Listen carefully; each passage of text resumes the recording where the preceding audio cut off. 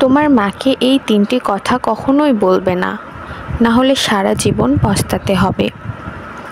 Number 1, তোমার মা যদি তোমাকে কোনো উপদেশ দেয় তাহলে কখনোই বলবে না যে মা তুমি কিছুই জানো না।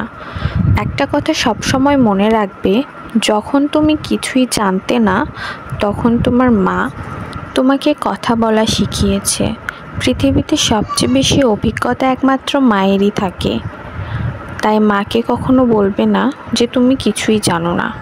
নাম্বার 2, তোমার মাকে কখনো এটা বলবে না যে তুমি আমার জন্য কি করেছো।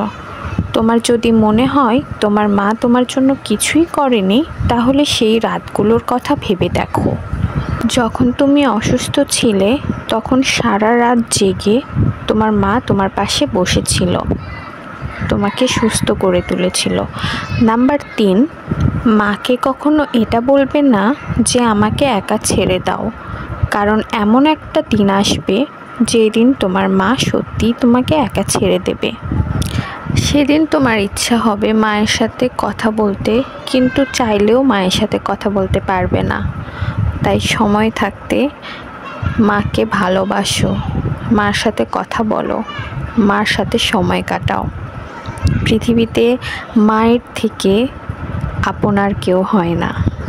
পৃথিবীতে একমাত্র আমাদের মাই আমাদের নিঃস্বার্থভাবে ভালোবাসে।